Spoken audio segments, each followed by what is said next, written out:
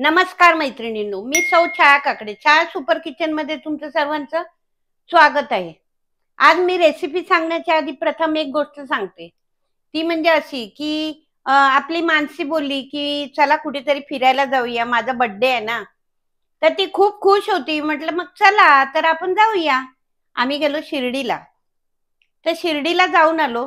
पण येताना काय झालं, अगदी म्हणतात ना जीवावरचं बोटावर गेलं त्या प्रकारे झालं. कसं झालं काय झालं मला माहिती नाही, पण मी पडली. आता मी पडली तर मला तोंडाला माझ्या मार लागला. आता तोंडाला मार लागला तर महत्वाची गोष्ट म्हणजे मज्जाकची, की मी असं तोंड पकडून बसली. खूप वेळ मी अशी बसून राहिली. सगळी घाबरलेली होती, आता मम्मीचं काय तुटलं. पण नंतर मी म्हणते मी तोंड का पकडलंय. आता तोंडालाच मार लागला, मग तोंडच पकडणार ना. पण म्हटलं मी का पकडू. असं बघितलं, रक्त नाहीये. अरे म्हटलं आपल्या तोंडात दातच नाहीये. तर सांगण्याचा मुद्दा आहे, तोंडामध्ये माझे जखम आहे. खालच्या ओठाला आहे, वरच्या ओठाला आहे. त्यामुळे मला बोलायला थोडा प्रॉब्लेम होतोय. तरी सगळ्यांनी समजून घ्या. आणि सगळ्यात महत्वाचं म्हणजे मी सगळे दात काढून टाकले, कारण ते अर्धे तुटलेले होते. मला जेवता येत नव्हतं, त्याच्यामुळे माझी तब्येत बिघडत होती. पोटात काही नाही तर त्याच्यामुळे मी सर्व दात काढून टाकले. आता बघूया, नवीन बसवेल तेव्हा तुम्हाला मी नक्कीच दाखवेन. पण जे दात असते तर माझा ओठ फाटला असता. डॉक्टरनी तेच सांगितलं की नशीब वाचलात. आणि मी डॉक्टरला जबरदस्ती केली, काढून टाका ते, काढून टाका. आणि काढले म्हणून बरं झालं, नाहीतर माझं काही खरं नव्हतं. माझा खालचा ओठ पूर्ण फाटला असता, कारण वरचे दात खाली गेले असते. तर ते एवढीशी जखम झाली खालच्या ओठाला. तरी असो, तुमच्या आशीर्वादाने मी धडधाकट उभी आहे आणि तुमच्या शुभेच्छा माझ्या मागे आहेच, त्याच्यामुळे काही टेन्शनच नाहीये. तर चला, आता मानसीची खूपच चावचाव चालू आहे की मला भूक लागलीये. तर सांगताना माझा आवाज थोडासा तुम्हाला दबलेला वाटेल, कारण मला तेवढं जिभेचं हे होत नाहीये. ते नेमकं त्या जखमेवरच लागतंय. तरी असो, प्रयत्न करते. प्रयत्नांती परमेश्वर. तर आपण झटपट नाश्ता बघूया. तर त्याचं साहित्य आणि कृती एकत्र पाहूया. तर हा पाव वाटी बारीक रवा घेतलाय. 1 वाटी मी तांदळाचं पीठ घेतलंय. चवीनुसार मीठ. त्याचप्रमाणे हा बारीक चिरलेला छोटूसा कांदा. हे गाजर बारीक चिरून घेतलंय. आणि ही मिरची टाकली आहे मी. एकच मिरची टाकली, कारण माझ्या तोंडाला तिखट चालत नाहीये जखमेवर. आणि ही कोथिंबीर. ह्याच्यामध्ये तुम्ही अजून बीटही टाकू शकता, किंवा सिमला मिरची पाहिजे तर सिमला मिरची बारीक कापून टाकायची. आपली मुलं जे खात नाही ना ते बिनधास्त टाकायचं. तर चला, आता आपण कृती पाहूया. तर हा आपण तांदळाचं पीठ टाकलंय. आता हा पाववाटी आपण रवा टाकूया. त्याचप्रमाणे चवीनुसार आपण मीठ टाकूया.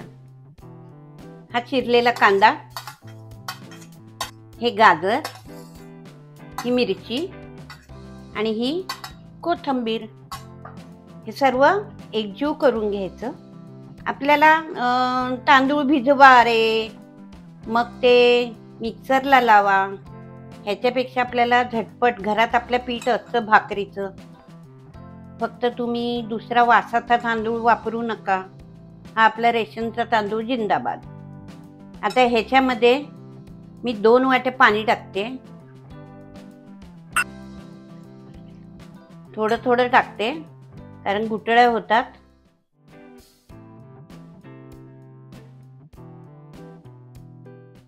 हे बघा, हे असं थलथलीत झालंय. तर मी पूर्ण 2 वाट्या टाकल्या नव्हत्या. आता हे मी पूर्ण 2 वाट्या करते, कारण आपल्याला पीठ हे सैलसर हवंय. आणि जर आपल्याला लागलं, वाटलं गरज आहे, तर आपण अजून थोडं टाकलं तरी चालतं. हे असं पातळ आपलं झालं पाहिजे. आता आपण हे की नाही एक 5 मिनिटं झाकून ठेवूया, कारण आपण रवा टाकलेला आहे. तर त्याच्यामुळे थोडं रवा भिजायला पाहिजे, म्हणून एक 5 मिनिटं. तोपर्यंत आपला पॅन गरम होतोच आहे. तर चला, झाकून ठेवूया. तर आता मी गॅस चालू करत आहे. हे बघा, आपण आता हे घावण टाकत आहे.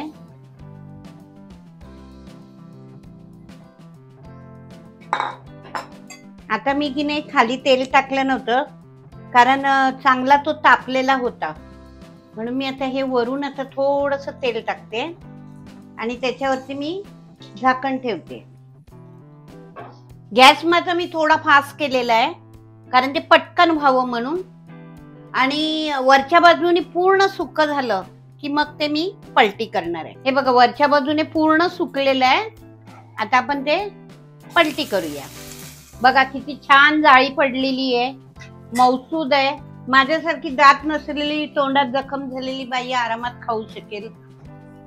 तर तुमचं आणि परीचं तर काय, परी तर आरामातच खाणार. आता ती आल्यावर म्हणेल, माऊ सरप्राईज काय केलं. चला तर आता आपण काढूया.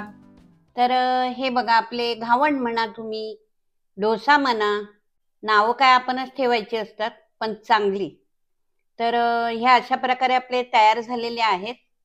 मऊ लुसलुशीत अगदी, म्हणजे माझ्यासारखी बिना दातावाली बाई सुद्धा खाऊ शकेल. आणि मी तुम्हाला खाऊन दाखवते.